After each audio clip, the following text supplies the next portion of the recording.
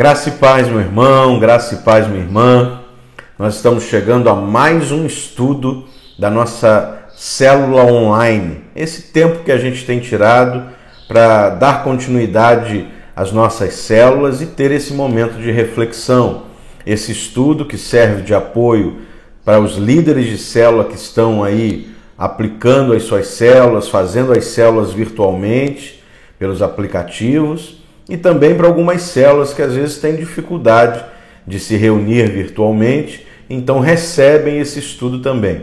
Mas para você que de alguma forma parou aí agora, que possa ser bênção sobre a sua vida. Nas últimas semanas, a gente tem estudado sobre as bem-aventuranças, aquelas citações de Cristo no Sermão do Monte, lá em Mateus capítulo 5, a partir do capítulo 5. E nessa semana, nós vamos falar sobre a citação que está no verso 6, a bem-aventurança que está no verso 6 de Mateus capítulo 5, que diz assim: Bem-aventurados os que têm fome e sede de justiça, pois eles serão satisfeitos. Bom, fome e sede é um conceito que todos nós conhecemos. Alguns conhecem de uma forma até mais radical, tendo enfrentado fome realmente na vida, mas outros conhecem de uma forma mais branda a fome ocasionada por um espaço de tempo maior sem se alimentar e tal, a sede ocasionada por um espaço de tempo sem beber água ou algum tipo de líquido. Então, é uma imagem comum, popular, que todo mundo sabia o que Jesus estava querendo dizer. E a fome é algo que nos leva a tomar atitudes. Quando nós estamos com fome, quando nós estamos com sede, a gente procura logo um jeito de comer. E Provérbios, capítulo 16, versículo 26, diz algo muito interessante sobre a fome. Ele diz que a fome do homem o faz trabalhar.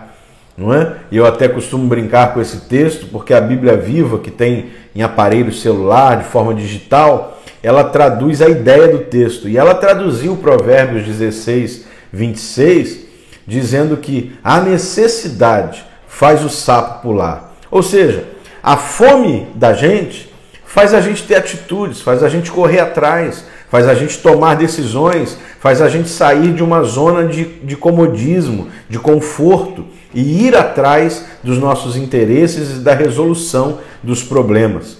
Então Jesus está dizendo que nós devemos ter fome e sede, ou seja, um desejo grande de mudanças, um desejo grande de nos apresentar de uma determinada forma. E qual é essa forma? Fome de quê? Ele não está falando de comida, ele não está falando de bebida, ele está falando fome e sede de justiça.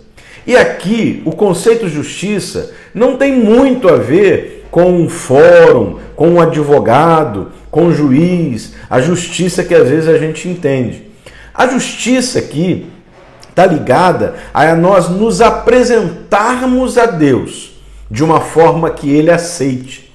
Essa fome e sede de justiça fala de um entendimento de que eu preciso fazer de tudo para ser aceitável diante de Deus, para ser aceito pelo Senhor, uma vida, um padrão de vida que seja justo diante do Senhor. Então Jesus está orientando a que seus seguidores tenham fome e sede por um padrão de vida justo, um padrão de vida que agrade ao Senhor, um padrão de vida que esteja alinhado à vontade do Senhor e que glorifique o nome de Jesus.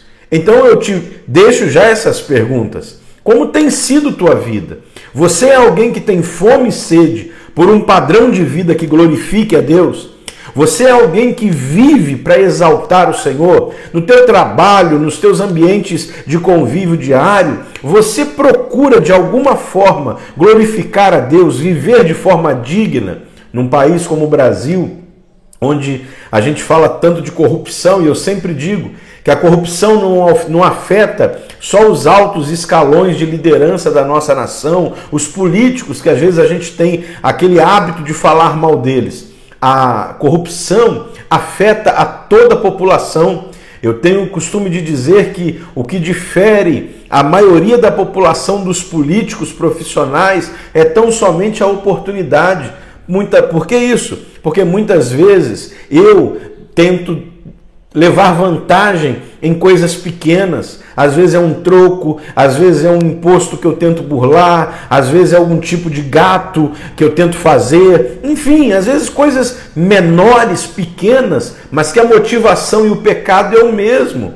Então, talvez o que muitas vezes nos difere de políticos, dos altos escalões de liderança da nossa cidade, do nosso estado, do nosso país, é tão somente as oportunidades que temos. Se tivéssemos talvez a mesma oportunidade, seríamos corruptos tanto quanto eles. Isso é muito sério. É duro de se dizer, mas é importante a gente analisar a nossa vida. Se nós temos realmente tido fome e sede de justiça, não é? Então, como é que a gente faz? De forma muito objetiva, como é que a gente faz para que a nossa vida ela tenha fome e sede por esse modo de vida, por esse padrão que glorifique a Deus? Fome e sede por justiça. Primeiro, você e eu precisamos buscar ter um caráter transformado por Deus. Ter um caráter transformado por Deus. Leio para você o trecho de Filipenses, capítulo 3, versos 8 e 9, onde Paulo nos diz assim: mais do que isso, considero tudo como perda, comparado com a suprema grandeza do conhecimento de Cristo Jesus, meu Senhor, por cuja causa perdi todas as coisas, e eu as considero como esterco para poder ganhar a Cristo. Paulo foi uma das figuras mais bem preparadas do Novo Testamento. Um homem de um conhecimento profundo, um homem de uma formação intelectual absurda, um homem muito respeitado na sua época, alguém muito capaz. Mas quando Paulo conhece a Cristo, ele abre mão de todo o conhecimento que tinha, das posições que ocupava, de todos os benefícios que ele possuía por ter a posição que tinha ou as posições que ocupava. Ele abre mão de tudo isso e ele muda a sua forma de ver as coisas. Então, o texto de Filipenses ele está declarando exatamente isso. Tudo que eu tinha e que eu valorizava tanto, tudo aquilo que eu achava tão importante, que movia a minha vida, hoje eu abri mão e eu considero como perda. E eu considero, ele é até forte, usa uma expressão forte, ele diz, eu considero como esterco. Eu considero como esterco para poder ganhar a Cristo. Ou seja, nada do que movia a minha vida hoje me fascina. Eu abri mão disso tudo e eu mudei a minha vida para poder ganhar a Cristo. Então, ficam duas perguntas para nós nesse momento de estudo. Primeiro, eu e você, nós estamos confiando na nossa própria justiça? Nós estamos confiando em coisas que nós construímos? Outra pergunta, nós estamos evitando as coisas que contrariam a palavra de Deus? Paulo abre mão de uma série de coisas. Ele era, como você sabe, conhece a história, o maior perseguidor da igreja naquele tempo. Um homem temido pela igreja e um homem adorado e reverenciado pelos seus pares, porque ele era muito zeloso e muito violento na prática de perseguir os cristãos naquela época. Você tem vivido de acordo com os valores que antes norteavam a tua vida, ou você remodulou tua vida para fazer a vontade de Deus? Você ainda segue as orientações e aquilo que você aprendeu antes de ter o encontro com Jesus, ou os valores lá de trás continuam norteando a tua vida? Josué capítulo 24 mostra um momento onde Josué faz uma assembleia, uma reunião com o povo, e eles ainda estavam, o povo de Israel, ainda muito presos às doutrinas e à adoração a outros ídolos, a outros deuses. E Josué dá um ultimato, dá um confronto forte com aquele povo e diz: olha, se parece mal a vocês servirem ao Senhor, escolham hoje a quem vocês querem servir. Se os deuses de seus pais que ficaram lá atrás, ou se o Deus de Israel. Vocês precisam escolher agora. Eu tomei minha decisão. Eu e a minha casa serviremos ao Senhor. E vocês vejam o que vocês querem fazer. Chega uma hora, irmãos, que nós precisamos confrontar os modelos que estão regendo a nossa vida. Se são modelos bíblicos, modelos movidos pelo Senhor, se estamos sendo movidos pelo Espírito para agradar ao Senhor, ou se estamos nos enganando, vivendo através de conceitos que não glorificam a Deus, vivendo através de ideias que não estão em consonância com a palavra de Deus, mas nos agradam. Não importa, importa agradar a Deus. Então, se você aprendeu coisas lá no passado e hoje você descobre que elas estão em conflito com a palavra de Deus, abra mão delas e fique com a palavra de Deus, porque você precisa ter fome e sede de justiça, de se apresentar diante de Deus como alguém justo. Para elevar, o seu apetite espiritual, você precisa também experimentar a bondade de Deus. Ouça o que a palavra de Deus diz em Isaías, capítulo 55, versículo 1. Venham todos vocês que estão com sede, venham às águas, e vocês que não possuem dinheiro algum, venham, comprem e comam. Venham, comprem vinho e leite, sem dinheiro, sem custo. Sabe o que nós estamos aqui dizendo? Que para eu ter fome e sede da palavra, eu preciso experimentar quanto Deus é bom. Eu preciso experimentar que Ele tem para mim muito mais do que a minha ganância pode conquistar, muito mais do que a força do meu braço pode conquistar, muito mais do que os meus interesses pessoais. Então, quando eu experimento a bondade de Deus e vejo quão maravilhoso Ele é, fica fácil eu abrir mão de coisas que o mundo está me oferecendo. Fica fácil eu priorizar as coisas de Deus. Quem ainda não prioriza as coisas do Senhor é porque ele entende que através do seu esforço, da sua força, da sua ganância, dos seus desejos, ele vai conquistar. Mas quando eu entendo que Deus me dá muito mais do que saciar a minha fome, a minha sede, Ele me dá muito mais. Ele me dá a vida eterna, Ele me dá paz, Ele me dá amor, Ele me dá a fonte de vida, Ele me dá alegria, Ele me dá sentido, Ele me dá propósito, Ele me dá direção, muito mais do que tudo que eu possa conquistar. Então eu deixo coisas que não agradam a Ele e vou me dedicar realmente a servi-lo, porque eu entendo que na presença dEle há abundância de vinho e de pão, de alegria e de sustento. Vinho e pão falam isso, alegria e sustento. Tudo que eu preciso, tudo que você precisa, está na presença de Deus, está na nossa busca e na nossa intimidade com o Senhor. Então, vale a pena abrir mão de qualquer coisa, meu irmão, de qualquer coisa, minha irmã, para viver na presença do Senhor e glorificar o nome de Jesus. Se você ainda não consegue abrir mão de muitas coisas, entenda e desfrute da bondade de Deus na tua vida e você vai ver que vale a pena ser fiel ao Senhor.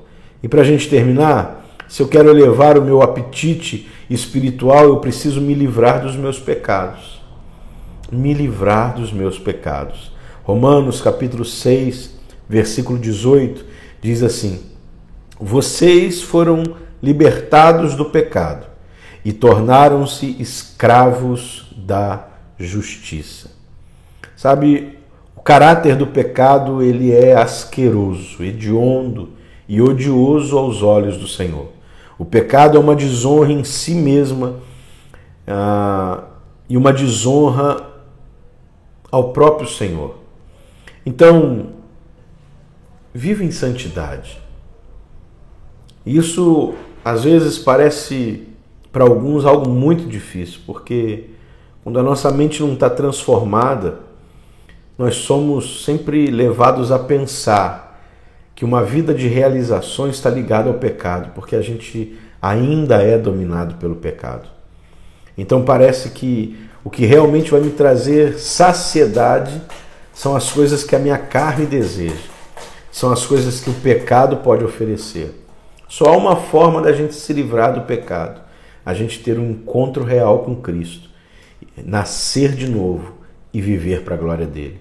Se você tem lutado contra o pecado, meu irmão, minha irmã, e não tem tido resultados, se você tem lutado contra práticas de pecado e recorrentemente você volta a essas práticas, você volta a esses pecados, você diz: Deus, eu quero me livrar disso, mas eu não consigo. Você diz: Deus, eu queria parar de fazer isso, mas isso não tem saído da minha vida. Eu quero dizer para você que só há um caminho, e é passar tempo na presença de Deus. Por quê? Porque quem promove o novo nascimento, nos faz realmente ser livres das práticas do pecado, é o Senhor. Quem vai te livrar, te fazer ter força para não viver escravizado pelo pecado, é a ação do Espírito Santo na sua vida. Se você não tem essa ação, se você não desfruta dessa intimidade, se você não passa tempo com o Senhor e deixa Ele fazer a obra, você vai lutar e vai cair sempre no mesmo problema. Vai ser como dar murros em ponta de faca. Você vai se ferir, vai se frustrar e vai se sentir muito mal. Então, o segredo é passar tempo com o Senhor. O segredo é ter intimidade com o Espírito Santo. O segredo é realmente ter uma vida na presença do Senhor, para se livrar do pecado. Uma vez que você se livra do pecado, não é mais escravo do pecado. Os erros a gente comete, mas é a questão de ser escravo do pecado. Uma vez que nos livramos do pecado, glorificamos a Deus e temos fome e sede de justiça, de realmente viver uma vida aceitável aos olhos do Senhor. Para concluir, eu digo a você, leio para você o Salmo 73, versículo 28, que diz: mas para mim, bom é aproximar-me de Deus. Falo sobre intimidade e deixo 5 perguntas para você responder no seu coração, avaliando a sua vida, percebendo o seu estado, percebendo como você está e dizendo para você mesmo nessa hora e para o Senhor, se realmente você é alguém que pode dizer: eu tenho fome e sede de justiça. Eu sou alguém que tem fome e sede de justiça. Primeiro, tenho desejo de ser companheiro de Deus? Eu não estou falando de ir à igreja, eu não estou falando de dizer que é crente, eu estou falando ser companheiro de Deus. Andar com Ele, realmente partilhar a tua vida com Ele, realmente partilhar os teus sonhos, os teus projetos com Ele, realmente estar atento aos sonhos e os projetos que Ele tem para a sua vida. Você tem esse desejo? Você tem orado e meditado na sua palavra? Oração e estudo da palavra, irmãos, práticas que a gente não pode negligenciar da nossa vida, práticas que não podem se afastar de nós diariamente, mas que, infelizmente, a maioria da igreja, irmãos, a maioria do povo de Deus, ela faz de forma muito esporádica, raramente, e deixa de desfrutar do melhor que Deus tem. Quero ser parecido com Jesus? Você sabe que a primeira vez que chamaram os seguidores de Cristo de cristãos foi exatamente pela semelhança que eles tinham com Jesus? Porque quem chamou os seguidores de cristãos não foram homens e mulheres da fé. Foram pessoas que viviam longe e que, ao olharem para eles, viam assim: olha, eles parecem com o Cristo que foi morto, que morreu na cruz. Então, a primeira vez que chamaram eles foram homens ímpios que perceberam que os seguidores de Cristo se pareciam nas suas atitudes, na forma de falar, se pareciam com Cristo. E cristão é exatamente isso. Pequenos cristos. Você se parece com Jesus? Tem procurado isso? Que as tuas atitudes, tua forma de viver, tua forma de falar, tua forma de pensar, aponte para Cristo Jesus? A quarta pergunta: estou me colocando nas situações ou lugares nos quais posso conhecer a Deus? Quer dizer, existem lugares que eu vivo, situações que eu me envolvo, que não vão me levar a crescer, que não vão me levar a ser semelhantes a Cristo, que não vão me levar a conhecer mais a Jesus. Então eu não posso estar lá. eu não posso estar envolvido com isso.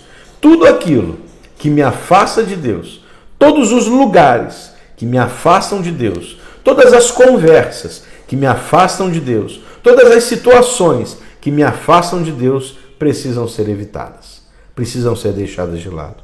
E por último, tem um relacionamento pessoal com Ele? Como? Você tem um relacionamento com Jesus pessoal? O que quer dizer isso?